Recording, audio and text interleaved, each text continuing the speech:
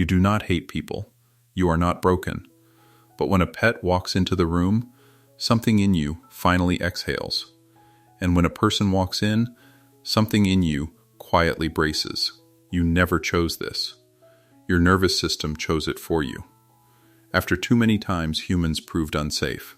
This is not a preference. This is protection. But what exactly happened inside you that made your brain permanently choose animals over people? And is it keeping you safe or slowly keeping you alone? There is something that happens inside your body the moment a pet is near. Your shoulders drop, your breathing slows. The tension you were carrying, the tension you did not even know you were carrying, begins to quietly release. This is not imagination. This is biology. When you interact with a pet, your brain releases oxytocin, the same bonding hormone that activates between a mother and her newborn child. Your cortisol levels, the stress hormone, drop.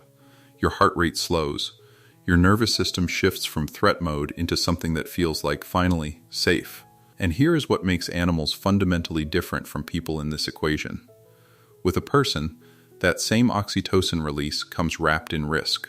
Risk of judgment, risk of rejection, risk of love that arrives with invisible conditions attached, risk of saying the wrong thing, risk of being too much, risk of needing more than someone is willing to give. Your brain learned this through experience.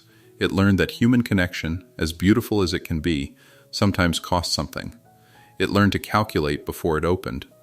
But with your pet, there is no calculation, no performance, no explanation, no earning your place in the room, just warmth, just presence, just you are enough, exactly as you are, right now. And once your nervous system discovered what this kind of safety felt like, it never forgot. It began seeking that feeling, and it began associating that feeling with one source above all others. This did not happen randomly.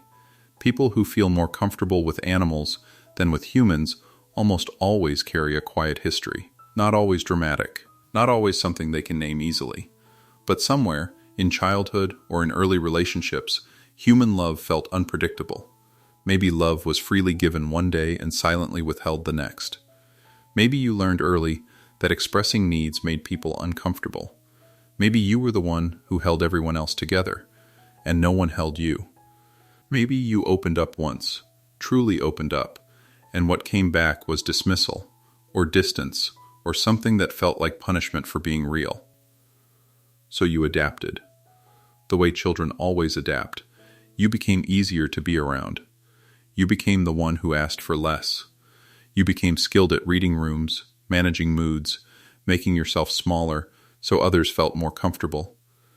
And somewhere in the middle of all that careful management, there was an animal who required none of it, who did not need you to be smaller, who did not shift based on your mood or your mistakes or the version of yourself you showed up as that day.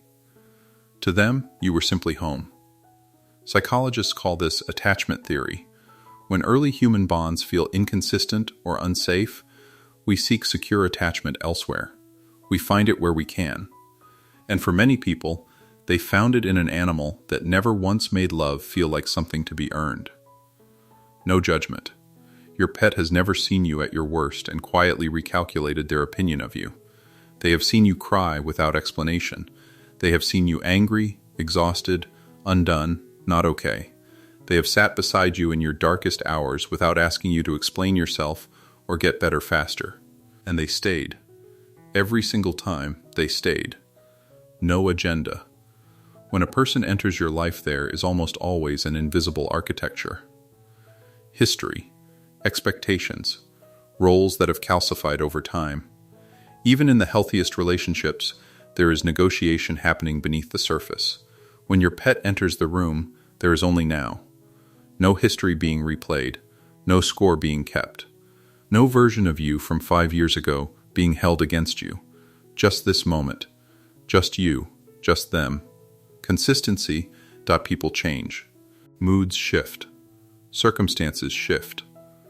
Love that felt certain yesterday can feel uncertain tomorrow. This is human. This is normal. But for a nervous system that learned early that love is unpredictable, normal human inconsistency does not feel normal. It feels like evidence that closeness is dangerous, that it is only a matter of time. But your pet, every morning, greets you the same way, with the same eyes, the same warmth, the same complete and unguarded certainty that you are the best thing in their world. For someone whose nervous system learned that love is something that can be taken away, that consistency is not a small thing. That consistency is oxygen. But here is where honesty matters. Everything we have talked about makes sense. Your nervous system is not wrong. Your history is real. The safety you found in animals is valid and beautiful and worth protecting. But if animals have become the only safe connection in your life, that protection can quietly become a prison. Not because you do not deserve connection, but because the wound underneath, the one that decided people are dangerous, still needs to be seen. Not by everyone, not all at once, not by someone who has not yet earned that trust, but by someone. Your pet can hold your heart with a tenderness that most humans never learn to offer. But they cannot help you grieve what happened. They cannot sit across from you and show you, with their own humanness, that not every person is the one who hurt you.